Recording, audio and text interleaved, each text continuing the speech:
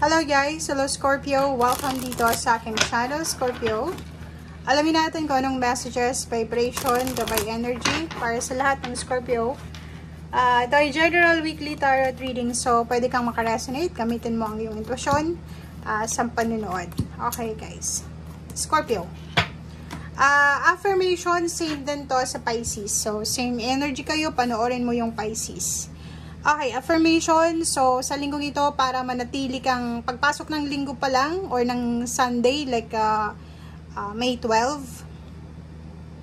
para maging positive yung buong linggo mo, manatiling positibo yung outlook mo sa buhay. Kasi, pagkagising sa umaga, pag sobra kang irritable na, buong buwan, irritable ka na yan, buong linggo, diba? Buong maghapon. So, para ma-relax tayo, mag-isip lang tayo ng positive. Umiwas ka sa mga negativity, umiwas ka sa chismis, umiwas ka sa mga taong, alam mo, yung isa sa pwedeng magkaroon ka ng, matrigger yung emotion mo is through social media. So, as much as possible, medyo mag-moderate tayo sa social media kasi, kung mapapansin mo, pag nakakabasa kang ng mga shared post na negative, nagiging negative ka din eh. So, sinasabi ng baraha sa'yo dito na manatiling positibo tayo. Okay? Hanapin natin yung positive dito sa mala-negative na mundo, sa mundong ibabaw. Okay? Okay. So, do some research, Scorpio. Sinasabi ng baraha, if ever man may gusto kang malaman, may gusto kang marating, may gusto kang makuha, may kulang na information, or may gusto kang ma-achieve sa buhay, pero wala kang idea kung ano, kailangan mo ng impormasyon, mag-research ka, diba? Hanapin mo kung sino yung pwede mong lapitan para mahanap mo yung tamang information, or hanapin mo yung tamang impormasyon. Hanapin mo kung saan ka pwedeng makakuha ng tamang impormasyon. And next card natin is Sun. Okay?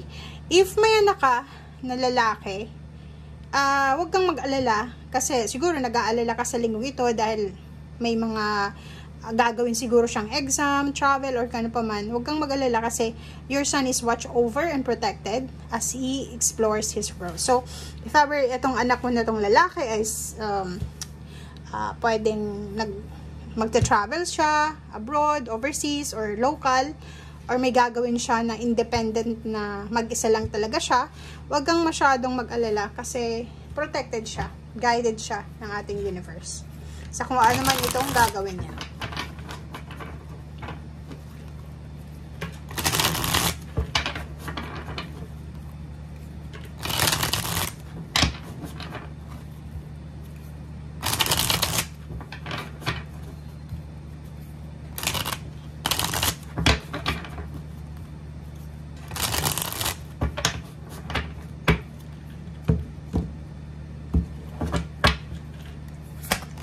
Okay, first card, second card, Scorpio, and third card.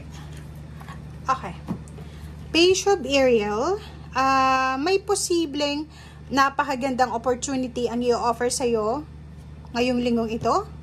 Like, for example, yun, pwedeng sa anak mo siya, may scholarship, or pwedeng education, or kung ano pa man siya, training, seminar, or kung ano pa man, or pwedeng ikaw yan, interesado ka na hindi ka siguro nakapagtapos ng pag-aaral and gusto mong magkaroon ng additional knowledge or additional na information or wisdom, may mga free schooling siguro sa mga government na pwedeng makuha mo sa linggong ito or magkaroon ka ng information.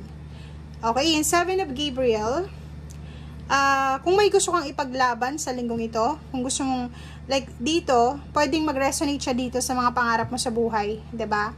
Like, hindi ka nakapagtapos ng pag-aaral, kulang ka sa credentials, diploma, or kano pa man. Sinasabi ng baraha, walang kulang sa taong may pangarap.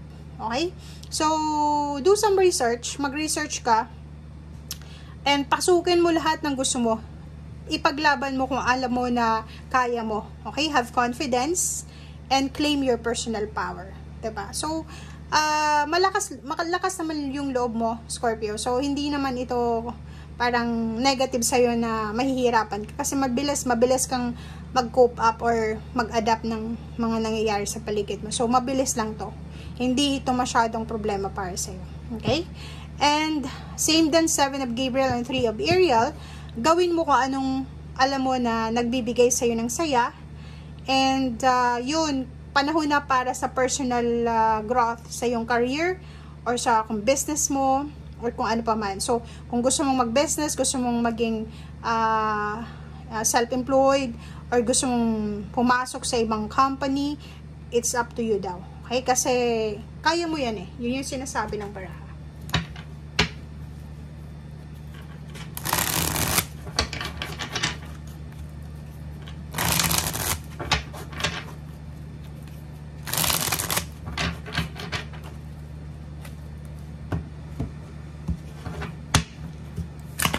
Okay, first card natin is 5 of Fire.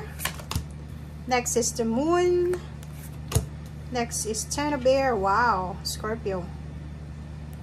And next is the Emperor. Next is Hermit. And next is Magician. Ang galing. Okay. And sa ilalim mo dito is 10 of Water. Family, love, and blessing. So, yun. Kung ano man itong gagawin mo sa linggong ito, or kung ano man itong iniisip mong plano, or inspired ka, it's an inspiration para sa'yo, kung ano man itong goals na to na gusto mong ma-pursue, sinasabi ng baraha na yung pamilya mo, yung love life mo, yung, kumbaga, sila yung magiging strength mo. Okay? Sila yung magiging inspiration mo. And sila yung parang magiging rason kung bakit ka magpupursige. Okay, first card natin dito is Magician. Ayun na nga, 'di ba? Parang sinasabi ng baraha, may oportunidad ka. Excellent opportunity na i-offer sa iyo ang universe ng pwedeng magic siya, unexpected. And kailangan mong maghanda. Pwedeng maghahanda ka ng papeles, ihanda mo yung physical, like magpa-medical ka, or kung ano pa man to. Okay? And dito naman, sinasabi na, yun na nga, the Hermit card. If kailangan mo ng information, lumapit ka sa mga taong pwedeng makatulong sa'yo.